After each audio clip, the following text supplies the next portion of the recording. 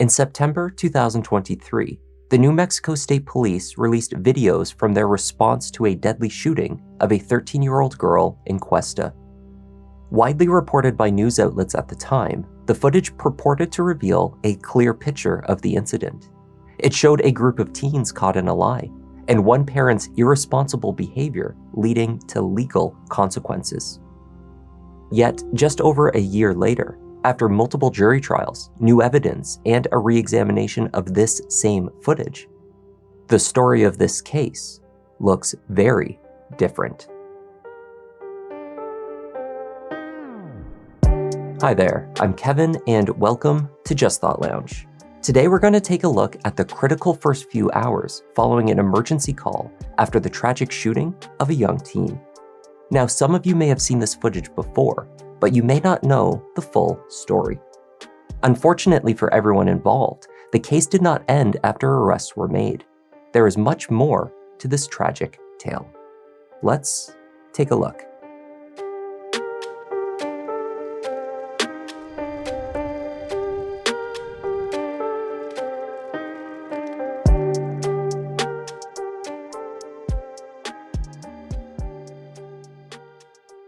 In the early afternoon of July 28, 2023, 4 teenagers were hanging out, listening to music and joking around. They were at the home of 14-year-old Porfirio Brown. Gathered at the Brown house with Porfirio in Questa, New Mexico, were a few of his friends. Some names of the minors involved in this case have been changed for their privacy. Faces have also been censored in the publicly released footage. At Porfirio's house with him were friends Freddie, Freddie's younger sister Amber, and her girlfriend, Christy. The mood at the Browns' property was jovial. The group had spent some time herding sheep into a nearby pasture. They had returned to the house to relax for a bit. That is when the unthinkable happened. A gunshot rang out. 13-year-old Amber Archuleta had been shot. A call was placed to 911. 911, what's the location of your emergency? What the f*** What happened? Someone, my girlfriend got shot. Where did she get shot? In her nose. Freddie took over the phone call. He explained to the operator that the shooting had been a drive-by. The vehicle was described as a black SUV. The incident had occurred suddenly. Is the person that shot her still there? Yeah. They drove by. It was a drive-by? Do you know who they were? No, I wasn't even really around. I was up in the field. When the Questa Police Department arrived at the scene, they found Amber on the ground next to the back porch of the Brown family property. You don't need to be upset. My sister. I understand it's your sister. I understand, but what you're doing right now is the same thing if it's your sister. I understand, but what you're doing right now is not helping. No. Okay, I'm not trying to be an asshole to you. Yeah, you are. I'm not trying to be an asshole to you. Valiant efforts were made to keep her alive while they awaited the arrival of EMS. Her distraught brother Freddie lingered nearby. Officers pleaded with the 14-year-old to keep his distance while they fought to save his sister. It's pretty good. So can you please just go over there and let us do our job, please? It's okay. It's okay, bud. I understand you're upset. I totally get it. Okay, we're gonna need you to back up, please. No, guys. No, being here is not gonna help. No. Believe me. Let us do our job. Sister. Let us do our job. Sister. Travis knows exactly what he's doing. Travis knows exactly what he's doing. I understand. Is she alive? The closer you are, Does she? the closer. Hold on. Yes. Does she have a pulse? She has a pulse. Right okay? now. Yes. Right now. She has a pulse. Right now. I just need to step back for a second. I understand. In these first crucial minutes of the response, the officer's top priority was young Amber Archuleta. She had sustained a single gunshot wound to the head. EMS arrived on scene, but their efforts came too late. Freddie and Amber's father, Joshua Archuleta, rushed to the Brown property as the response was ongoing. Hi, sir. I understand, sir. Can you talk to me for just a couple minutes? Sorry. The EMS just pronounced her deceased. Oh my God, man. So, She's gone. What? She's gone. No! Can I please go see? yes, sir. I'll have one of my guys meet you. I'm trying to stay out here to block this off. Yeah, I'm fine. I'm fine. Officers began to piece together a narrative based on the statements made by the 3 surviving teenagers: Freddie, Christy, and Porfirio Brown. In his distraught state, Freddie appeared initially unable to restate what he had told the 911 operator. Somebody needs to tell me what happened. We don't remember. I'm out of it right now. Does somebody pass by? 16, go. Hey, Dad. Okay, who else is here? Uh, Is it just you guys? Later, taken away from the immediate chaos, he told investigators again of the drive-by shooting, explaining that it had occurred from the road. Can you show me on the street where it was? Supposedly it's a drive-by that happened near the road. Officers sought out the exact area in order to cordon off the scene. The only problem was they could see no indication of where on the road the shooting could have taken place. There were no shell casings, no blood, no tire marks. I'm looking for a casing too down there. I'm not seeing anything yet. They said it happened down here on the street, and that's why I'm looking. Hey Siri. Okay, Google. Call Chief.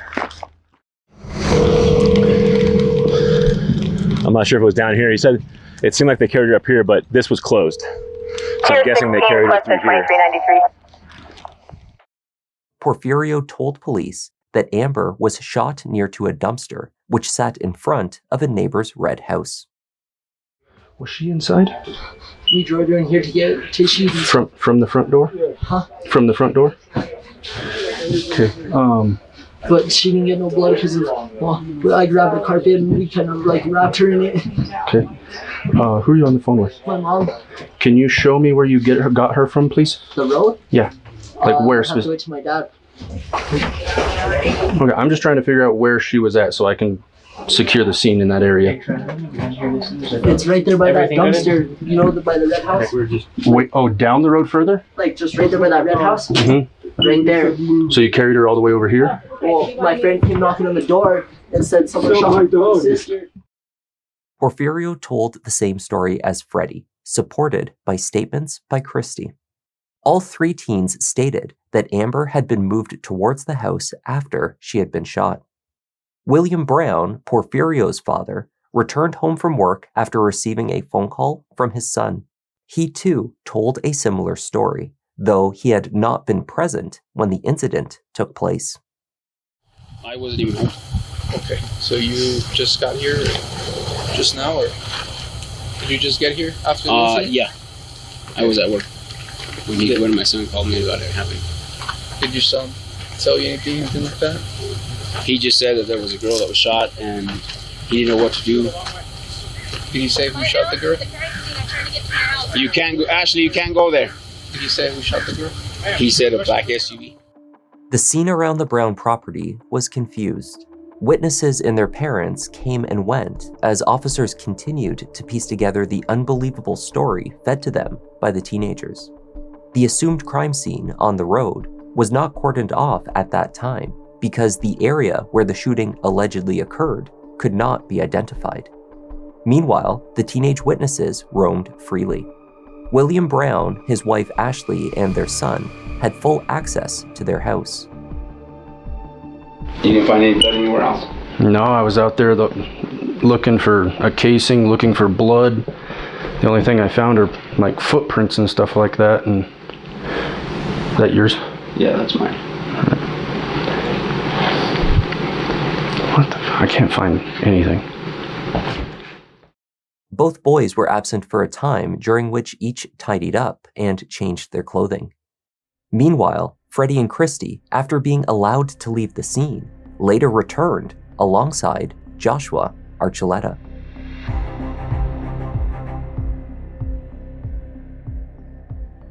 At that time, both teens wished to revise their original statements. In this new version, the group had been spending time listening to music inside of the house when Porfirio pulled out a handgun. As they stood in the kitchen, the 14-year-old directed it towards Amber. She either instructed him not to point the gun at her, or perhaps also made a move to push it out of the way. In one version, Christy stated that a struggle occurred over the gun before it went off. After, the teens panicked. The group reached the conclusion that they should lie about what happened. Freddie claimed that Porfirio feared the trouble he would be in from his father, even threatening to hurt himself if they did not help him conceal the truth. All 3 teens then agreed to a story. They moved Amber from the house. The aim was to lift her to the road where they could claim that she had been shot by a passing vehicle. They carried her to the back porch before stopping to call for help. The call to 911 was placed perhaps 5 to 10 minutes after the gun was fired. At what point did somebody start cleaning up blood? May I say something? Is it okay if I speak to him? Tell him what he wanted you to help him do. He asked you to help him carry her to the roadside so he could say it was a drive-by. When I forgot about that, but when like he was like over there, when he said he was gonna kill himself, he kept asking me if like to get her to the road, to say like somebody drove by and shot her. There was a story of a vehicle driving by. Oh, yeah, he made that story up whenever he shot her and took her outside. What did he tell you about that? He tried to make up the story that the drive-by happened right next to that dumpster in front of his on the road. Tried to say that a drive-by happened right there, and that her brother went to his house freaking out about it, and they ended up dragging her over there. What neither teen was able to explain was what reason Porfirio would have had to intentionally fire the weapon. The mood before the incident took place was characterized as jovial, just teenagers having a bit of fun. And he was never mad about anything? Mm-mm. Everyone was laughing, having a good time. Everybody was just having a good time? Okay. Do you feel like he meant to do this? I don't know, because if I think about it, he didn't seem mad or anything, but then why would he have his finger on the trigger and just do that? So, I don't really know. We were all chilling, having a good old time, and we just went to his backyard and we're done messing with his goats and shit. And we ended up going to the front, and we ended up going back into his house. And then next thing you know, he pulls out, it's a revolver, the one that has a spinning barrel. Okay. He pulls out one of those. It was a handgun? Yeah. Okay. And then he ends up pointing it at her, and she went to go, and he points it at her, and she went to go take it away from her face, right? All of a sudden, you just hear a boom. I look, and I see her fall to the ground. Next thing you know, she starts to bleed. So he shot her in the face with the handgun? Yeah, Where were you guys when he shot her with the handgun? I think the kitchen. You guys were inside the house when it happened? Yeah. After it was determined that the shooting had taken place inside of the house and not down the road or near the porch, state police attempted to gain access. The problem they encountered was that William Brown was not cooperating. Okay, we're just trying to make sure, is this the scene where it happened? It is now. The body's in the back. There's no scene, there's nothing in here. Okay, I need you guys to step on out. Brown, come on. No. I need you guys to step on out. You have a warrant? There's gonna be a warrant. We have detectives on the way. We need you guys to step on out now. We've tried cooperating. These guys have already let people go that were here. So what's the issue? There's an issue because why are we supposed to sit here? After William was coaxed out of the house and investigators made their way inside, they noted first that there were multiple firearms left out and unsecured. According to the 2 witnesses, Porfirio had been showing off his father's gun collection. A rifle matching the description of one provided by Christie was still sitting out when officers entered the home. There were cartridges and other ammunition also visible. Another firearm sat just inside of an unlocked closet. When the area was finally processed as a crime scene, blood was found in the kitchen, laundry room, and bedrooms. Luminol was used to identify a large section of flooring that had been cleaned. Both Freddie and Christie told law enforcement that Porfirio had mopped the area before police arrived. Porfirio Brown was promptly arrested for the murder, while his father continued to argue with state police and complain about being kept from his home.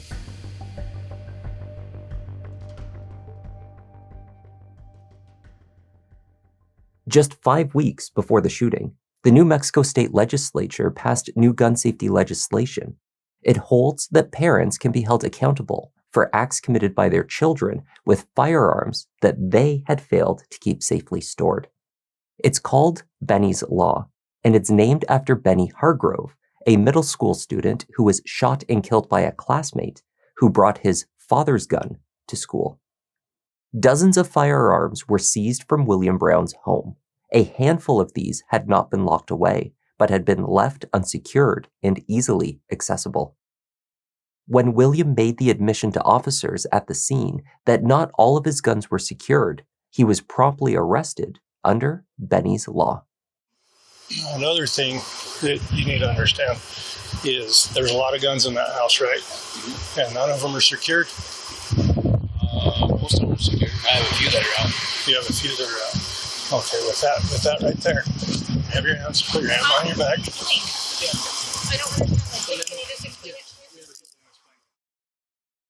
Based on the body cam footage released only a few months after these events took place, the facts of what occurred at the Browns' property that day seemed certain.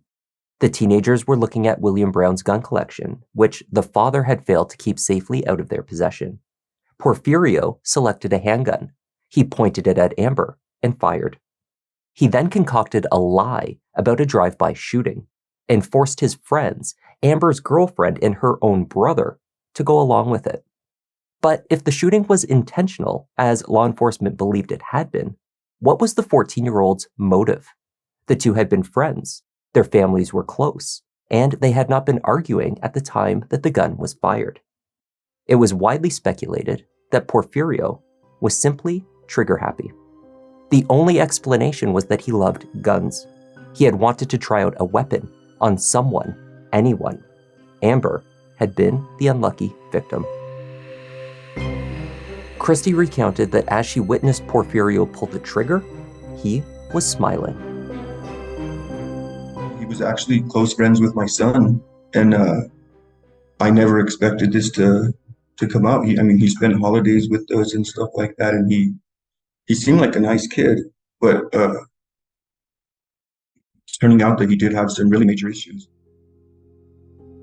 Joshua Archuleta also spoke about the wonderful young woman that his daughter was. He knew her to be a creative and energetic teen. Amber had been a keen artist and musician. She loved playing mariachi music. Only the day before, she had spent hours in her room learning a Justin Bieber song on her guitar. By the end of the day, she had mastered it. It was inconceivable that only the next day, she would be gone. Meanwhile, Questa rallied behind the family. A GoFundMe page launched by Amber's aunt Glenda raised funds for the family, while the larger community gathered for a vigil, and then later for rallies in support of Benny's Law. Her and her brother, riding their bikes, she was the one popping the wheelies and ramping and stuff like that. Like I say, she touched a lot of people, and I just want them to have those good memories of her. Just shows how wonderful of a community we come from. The support is amazing. I just really want to thank everybody for everything that they've done. I truly believe that this wouldn't have happened if this law would have been out there, if people would have known more about this law.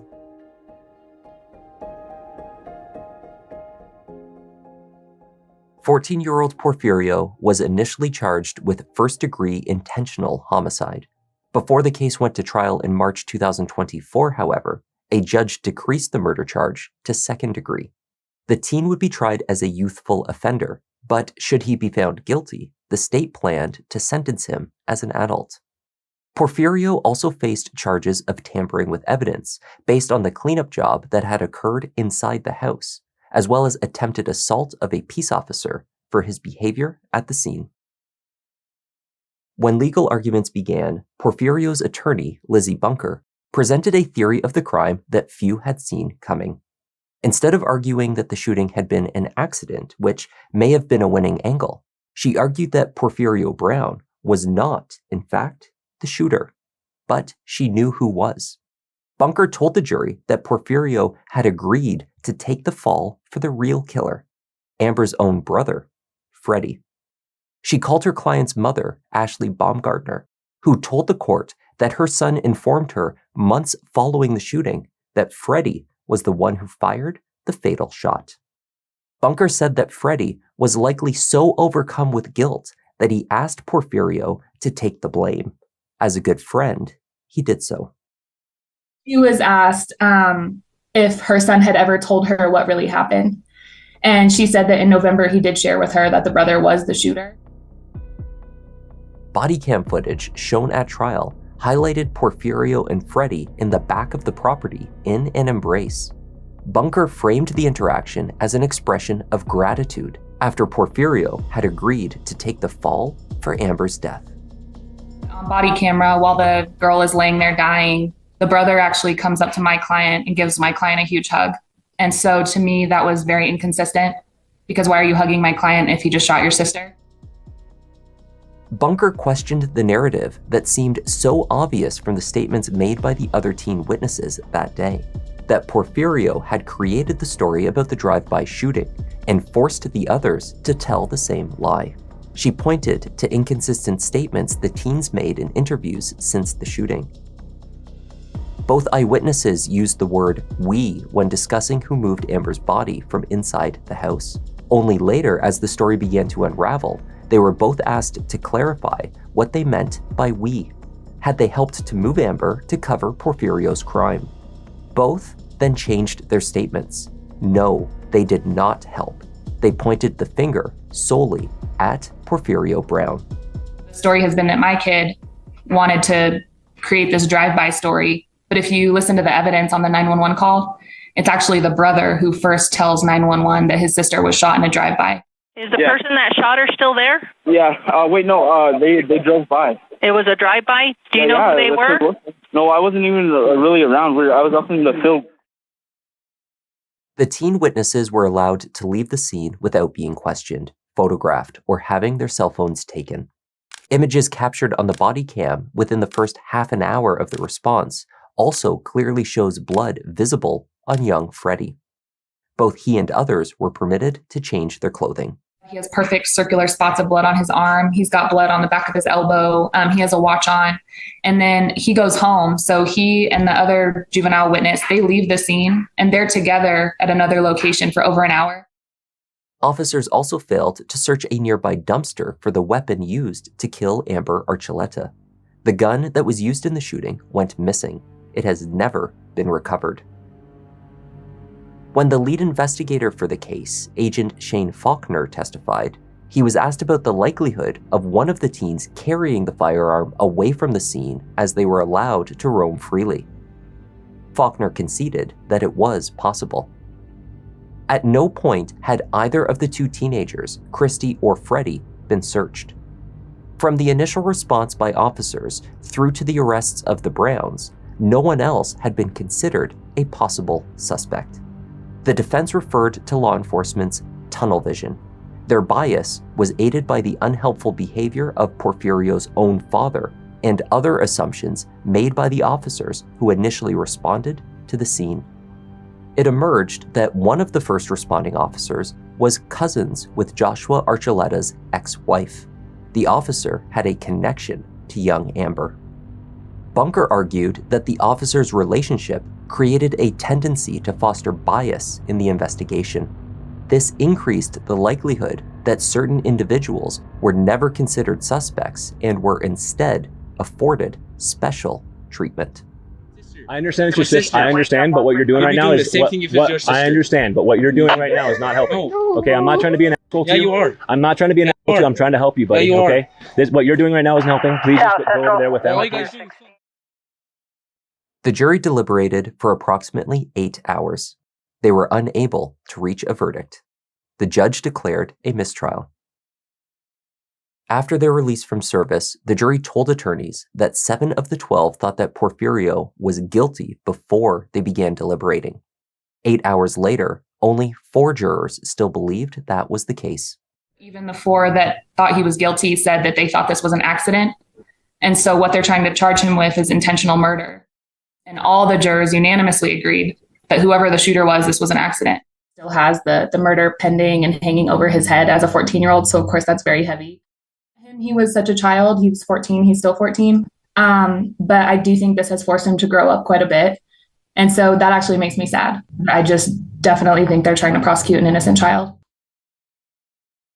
William Brown faced a maximum sentence of 18 months if convicted under the Benny Hargrove law for his negligence in storing his firearms. The legal argument that he held some responsibility for Amber's death, however, was not as clear as it may have seemed on the afternoon of his arrest. The central issue was that in the months that had passed since Amber's death, the gun was never found. New Mexico State Police determined that William owned over 20 firearms. These were collected and taken to experts for analysis. Not a single one that they tested, however, came back as a match. DA Montoya argued that the jury did not need the alleged murder weapon to reach a guilty verdict in the case, because William Brown had admitted that the weapons inside his home were his. Some of these were not secured, and one had to have been used to kill Amber. Investigators walked jurors through photos of the home, which depicted guns and ammunition scattered in different areas of the house. You're going to hear testimony, you're going to see photos, you're going to hear statements that there were many firearms that not only were unsecured, and by unsecured I mean leaning against the wall, on the couch, on the recliner. Opposite side of that nightstand, there are multiple rifles that were located, and there was a handgun located underneath the mattress. William testified that he was shocked when he was informed that 3 other teens were in the home with his son while he was at work. According to William, every one of his guns were accounted for after the shooting. The defense team posited a theory that the firearm used to shoot Amber may not have come from the Brown household at all, but rather from the home of Joshua Archuleta. But you don't know for sure which firearm was actually used. Correct. And so you can't be sure that the firearm used was actually his. There was a firearm used. Like I said, I was going off of statements that was given to me, and he indicated that all the firearms in the house were his. Joshua stated at the scene that there were no guns in his home. However, at an unrelated incident at his house in 2022, police were called out and asked him the same question. Were there any guns inside his house? At that time, reports show Joshua responded, probably. What became of these hypothetical firearms 1 year later was never investigated or properly explained. Christie was also called to testify at William Brown's trial. When she was asked by prosecutors who had shot Amber, she made an unfortunate mistake. At first, it was Freddie's name that had slipped out. Then she corrected herself. Porfirio was the shooter, she said. The defense cited her slip-up as evidence that the teen's story was unreliable. Her recorded comments in relation to the gun and where it had been sourced was not a great help to state prosecutors. In one instance, she was recorded as stating that Porfirio pulled a gun out of nowhere. She admitted in sworn testimony that she did not see where exactly the gun had come from. That it's not about a firearm. It's not about any firearm. It's about the firearm used in the killing of Miss Amber Archuleta. The jury took less than 2 hours before returning with their verdict. We, the jury, find the defendant, William Brown, not guilty of negligently making a firearm accessible to a minor as charged in count 1 of the grand jury indictment or criminal information. Porfirio's retrial was scheduled to commence in August 2024. However, the state lost confidence in their ability to obtain a conviction for the murder charge. Instead, a plea deal was reached. The teen admitted to 1 charge of tampering with evidence. On that charge, the case had been strong. Shoe prints identified at the bloody crime scene matched the boots that he had been wearing that day. Witnesses stated they saw him mop an area in the kitchen, and neighbors recounted that they observed him changing his clothing after the shooting. Porfirio received 1 year probation.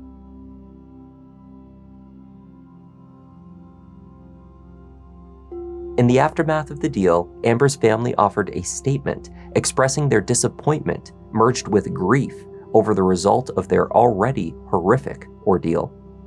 They highlighted the failure of the Questa and New Mexico police departments and of the justice system as a whole. They stated, Amber Archuleta's young, bright, and loving life was taken, and there is nothing that the criminal justice system can deliver that will help in the recovery of such a tragic loss. The family is disgusted by the suspect's defense in this case, trying to blame the brother of Amber as the alleged shooter. We're in shock, still grieving and having to deal with this. Today's court is just it's just the worst thing that anyone can experience. I've been just sick to my stomach. We strongly believe it wasn't an accident, and he needs to be behind bars. We're fearful for ourselves and for any other person that he decides he wants to shoot. That was the tragic case of Amber Archuleta. Thank you once again for joining me, and a special thanks this week to Shelley's Page 1970 for joining our Members Lounge. I'm Kevin, this is Just Thought Lounge, and I'll see you in the next one.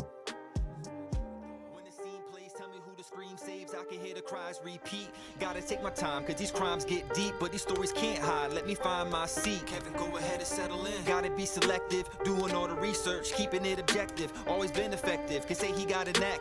Pick of the litter, you see how Newton got his back. Yeah, the content that you need, this could be